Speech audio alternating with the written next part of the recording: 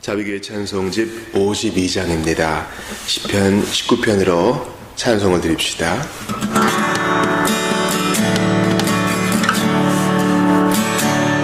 하늘은 주 영광 노래하며 그 능력 가득 찼네.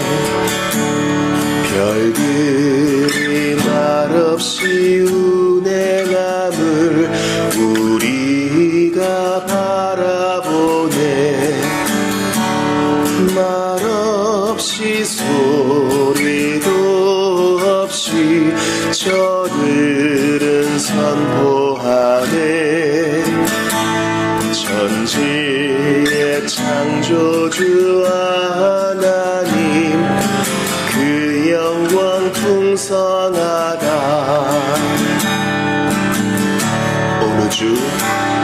온 우주 만물이 찬양하고 하늘에 노래있네. 온전한 능력의 역사와 조화가 나타나네. 말없이 소리도 없이 저들은 선포하네. 천지의 창조주 하나님, 그 영광 풍성하다.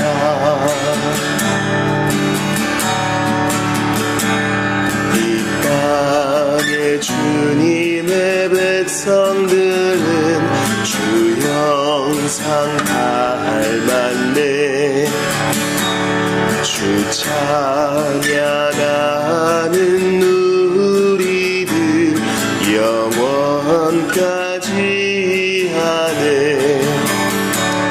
주 영광 함께 노래하자. 찬양 노래하자. 천지의 창조주 하나님, 그 영광 풍성하다. 말없이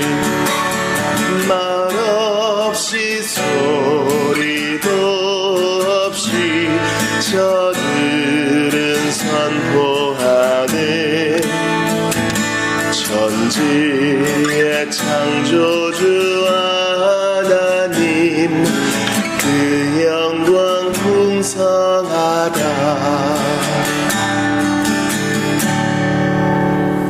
기도드립시다. 온 천지 만물 주님이 지으셨으며 지금도 보존하셨습니다. 하나님 아버지, 그 손안에 죄인 품으시사 이제까지 인도하여 주시니 감사합니다. 하나님 아버지, 주께 영광 돌리기 원합니다. 우리를 지으셨을 뿐만 아니라 구원하시고 먹을 것과 입을 것을 포함한 모든 것을 다 공급하시니 좋으신 아버지 하나님 홀로 찬양 받으소서. 저희를 자녀로 삼아주시고 오늘도 영과 육에 필요한 모든 것을 아낌없이 베풀어 주시며 기도하면 아들의 뜻대로 이루어 주시니 공급해 주시니 얼마나 감사한지 모릅니다. 오늘도 하나님을 향하여 살아있는 심정으로 간절히 주의 이름으로 청원하고 주님을 기쁘시게 하기 위하여 우리의 일상생활에서 순종하기 원합니다. 하나님께서 우리의 힘이 되어 주시사 모든 악한 세력으로부터 보호하여 주시고 각각 필요한 순간에 적합한 말씀 생각나게 하시고 적용케 하시어 오늘도 승리의 하루로 주께 영광 돌리게 하옵소서. 가까이 있는 사람을 사랑하게 하시고 또한 먼 곳에 있는 이름 모르는 형제와 자매들을 위해 기도할 때 그들을 묶고 있는 모든 족쇄들이 풀려지게 하옵소서. 우리 자비교회 교우들을 위해 기도합니다. 주여, 어린아이부터 장년에 이르기까지 그들은 하나님께서 부르신 제자요, 이 땅을 살아가는 거룩한 제사장들이니 주께서 거룩으로 다시 한번 옷 입혀주시사 세상과 타협하지 아니하고 빛된 삶 살게 하옵소서. 이 아침 시간에도 주님이 함께 하시리라 믿사옵고 예수님 이름으로 기도합니다. 아멘. 하나님 말씀 로마서 12장입니다.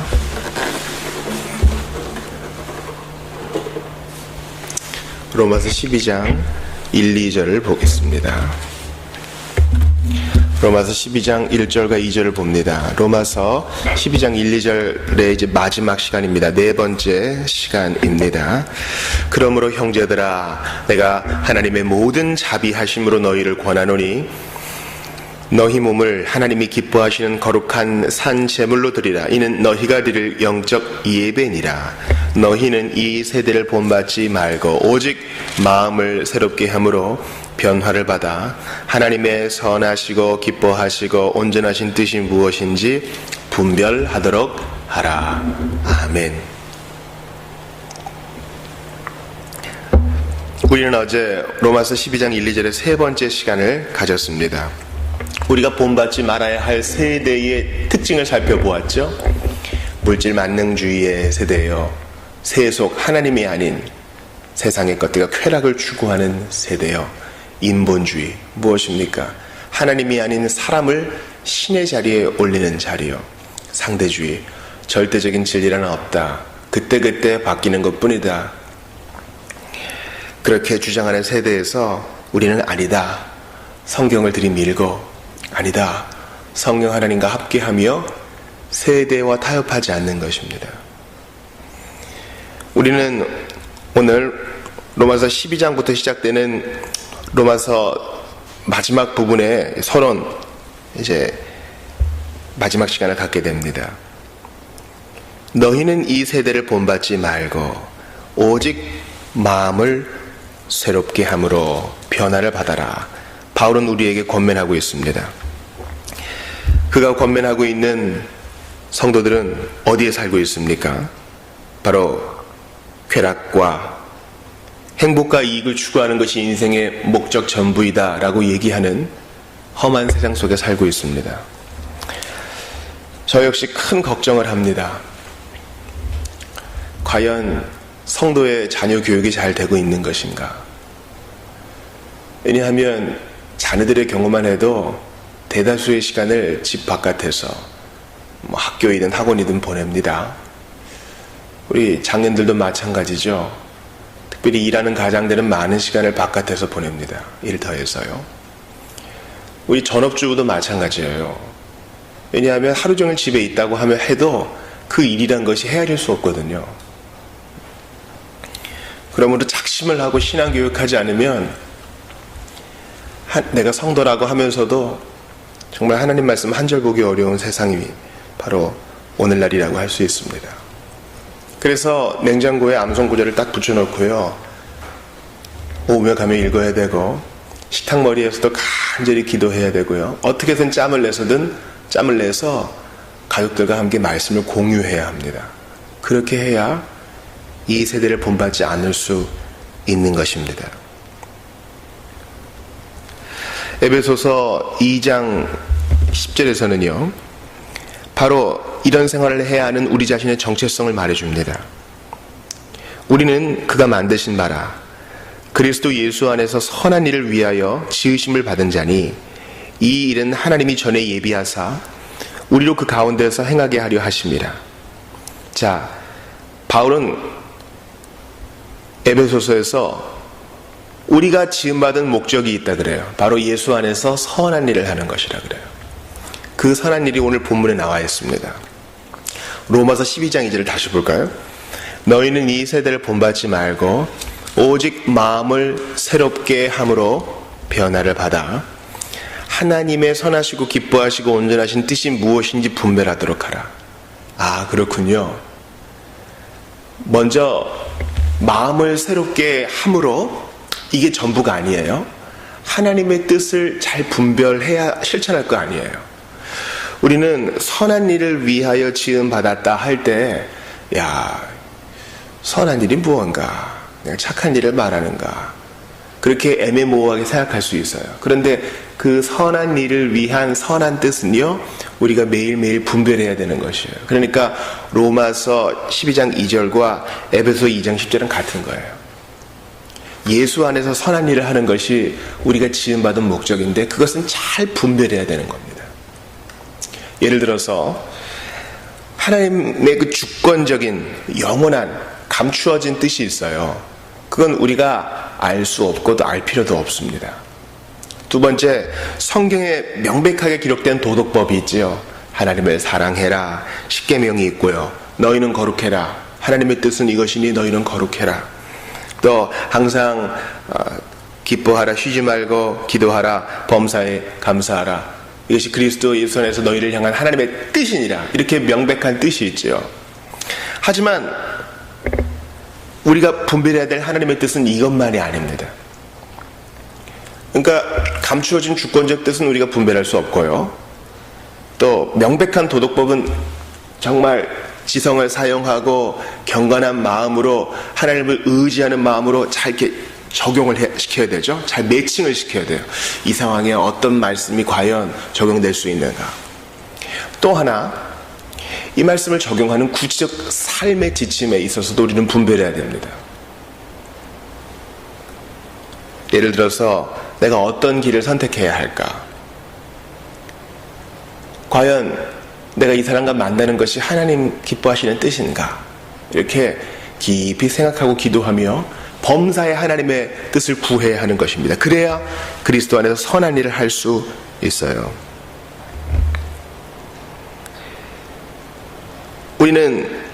우리가 분별해야 될 하나님의 뜻이 첫 번째, 하나님이 기뻐하시는 뜻이란 것, 선한 뜻이란 것을 알 수 있어요. 로마서 12장 2절에서 말하죠. 하나님의 선한 뜻. 그 뜻은 두 번째, 기쁜 뜻입니다. 하나님이 기뻐하시는 뜻이에요.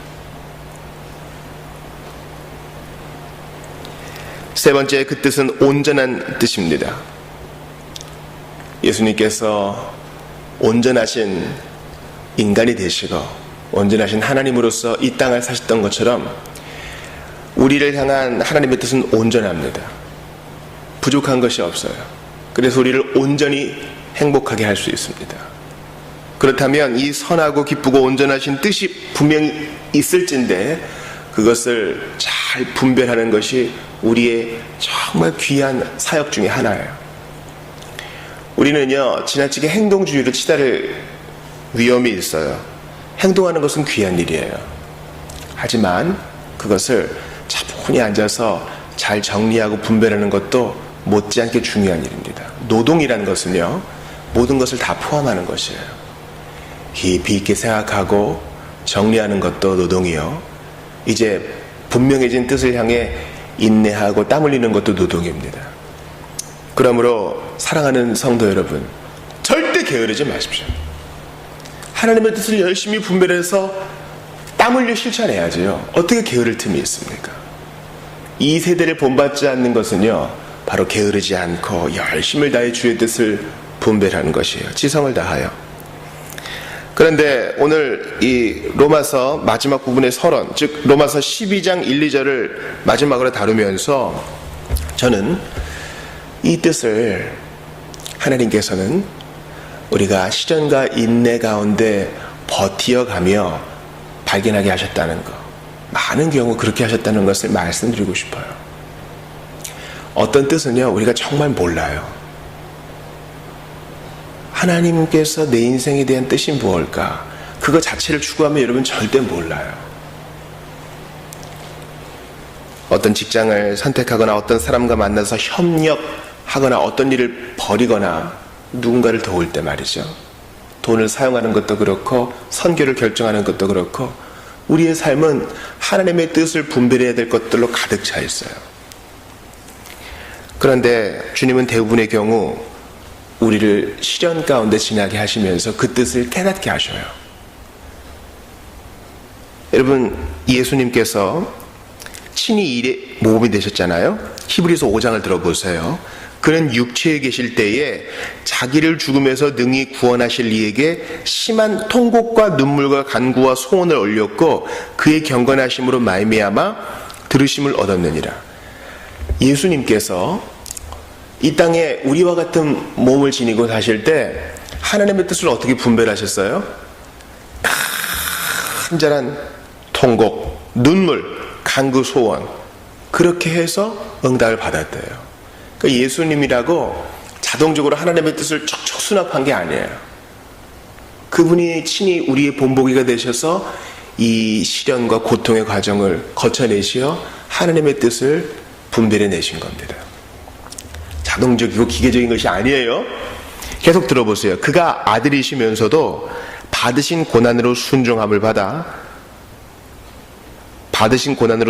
배워서 온전하게 되셨은즉 자기에게 순종하는 모든 자에게 영원한 구원의 근원이 되시고, 분명히 나오죠. 이제 예수를 따르는 모든 자에게 분명한 근원이 되시려고 예수 그리스도 자신도 고난을 받으셨다는 거예요. 그래서 온전한 하나님의 뜻, 선하신 하나님의 뜻, 기뻐하시는 하나님의 뜻을 성취하셨어요. 그러면서 우리를 지그시 바라보시며 너도 이와 같이 하라 말씀하셔요. 이거 쉬운 일 아닙니다. 어려운 일이에요. 피하고 싶은 겁니다. 그러나 주께서 만들어 놓으신 것이니 우리가 이 길을 가야만 반드시 선하고 기뻐하고 온전하신 주의 뜻을 분별하고 성취하여 영원한 복에 이룰 수 있어요. 제가 어제도 말씀드렸지만 2절의 구조를 보시면 그 12장 1절을 다시 보세요. 너희 몸을 하나님이 기뻐하시는 거룩한 산 제사로 드리라. 우리 몸을 드리는 것은 명백한 하나님의 뜻이죠. 그렇게 우리 몸을 하나님이 기뻐하시는 뜻에 드리면 2절 보세요. 하나님의 기뻐하시는 뜻을 분별할 수 있다 라는 거예요. 즉 우리가 이렇게 순종함으로 더 큰 뜻을 하나님의 뜻을 발견낼 수 있다는 거예요. 이미 있는 하나님의 뜻에 순종하면 더 기뻐하시는 뜻도 알 수 있다는 거예요. 시련 가운데 몰라요. 이거 어떻게 될지 몰라요. 그러나 정말 불가항력적으로 다가오는 고통을 견디어내고 하나님께 도움을 청하고 예수님처럼 아주 심한 눈물과 통곡으로 주님께 아뢰면 조금씩 하나님의 뜻이 이런 거였구나 알게 돼요. 그리고 대부분은 우리는 시간이 지난 후에 뒤돌아보면서 그런 뜻이었구나 그제서야 알아요. 인생이 여러분 그렇게 명석하지 않답니다. 우리는 지금 이 순간을 처음 살아보는 미약한 존재잖아요. 어떤 일이 생길지 모르고 인생 전체의 큰 퍼즐도 파악하지 못하는 어리석음이 있어요. 그거 인정하셔야 됩니다. 빌립보서 2장 8절에 보니까 예수 그리스도께서 친히 우리의 몸이 되시사 사람의 모양으로 나타나사 자기를 낮추시고 죽기까지 복종하셨으니 곧 십자가에 죽으심이라. 하나님의 뜻을 향하여 시련과 고통을 지나가셨다는 거예요. 우리도 마찬가지입니다. 우리를 향한 하나님의 뜻을 성취하는 일은요 쉬운 거 아니에요. 때로는 환난의 골짜기 지나가야 할 때도 있어요. 아주 훌륭한 코치는요 선수를 잔혹하게 훈련시킵니다. 우리 LA 다저스에 하나님 믿는 커쇼라는 훌륭한 투수가 있잖아요. 그런데 이제 우리나라 선수도 거기 가 있지 않았습니까? 이 운동 시키는 코치가 그렇게 괴롭힌다는 거예요. 헉헉대게. 그러나 그 고통스러운 과정을 이겨내야 쉼 없이 뛰고 땀을 흘려야 이제 그라운드에서 경기장에서 실제 시합에서 그 팀의 뜻을 이룰 수 있죠. 팀의 뜻은 뭐예요? 승리잖아요. 우리도 마찬가지입니다. 하나님의 선하고 기뻐하고 온전하신 뜻을 이루기 위해서 자동적인 것은 없어요. 자, 여러분 보세요. 12장 2절에 보면 너희는 이 세대를 본받지 말고 오직 마음을 새롭게 함으로. 이건 누가 하는 거예요? 본받지 않고 마음을 새롭게 하는 것은 능동적인 표현이잖아요. 그러나 내가 이렇게 땀을 흘리고 시련을 통과할 때 무슨 일이 벌어져요? 변화를 받아. 실제 변화의 키는 하나님이 주고 계셔요. 그러니까 나의 일이 따로 있고 하나님의 일이 따로 있고 그런 거 아니에요. 모든 게 주님의 사역인데 주님은 우리가 시련을 견뎌 나가고 고통 속에 인내하고 주의 십자가를 생각하며 견디어내는 것을 한 과정으로 정해 놓으셨어요. 반드시 이 길을 가야만 돼요.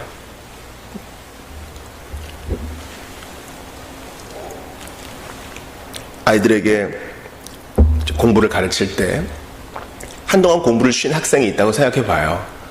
이제 한 몇 년 친구들과 좀 놀았는데 이래서는 안 되겠다 하고 늦게나마 마음 잡고 앉았어요. 처음에 쉽겠습니까, 여러분? 그를 향한 하나님의 기뻐하시고 선하시고 온전하신 뜻이 뭔지는 몰라요. 그런데 분명한 거 있어요. 뭡니까? 여태까지 놀았기 때문에 반드시 고통스러운 과정을 견뎌내야 다시 본궤도에 오를 수 있다는 거 누구나 알 수 있지 않아요? 계속 싸돌아다니다가 의자에 탁 책상 앞에 앉아있는 게 쉽겠습니까? 이 시련의 과정을 견뎌낼 때 비로소 하나님의 기뻐하신 뜻을 분별하고 실천할 수 있는 거예요. 성도도 마찬가지입니다. 과연 나를 향한 하나님의 뜻이 뭘까? 그래서 여러분, 기도원만 백방으로 다니지 마세요. 아예 가지 말란 뜻은 아니에요. 우선 주께서 나를 세워놓으신 그 자리에서 최선을 다함으로 하나님의 뜻을 분별해낼 수 있어요. 시련을 통해, 경험을 통해, 하나님의 뜻을 실험해 보는 것을 통해, 삶을 통해서 우리는 알 수 있게 되는 것입니다. 그러므로 계속하십시오. 이게 무슨 의미가 있을까 할 때 계속하세요. 하나님의 뜻은 우리의 거룩함이라. 분명한 지침이 있어요? 계속하세요. 죄를 짓지 말고 계속하세요.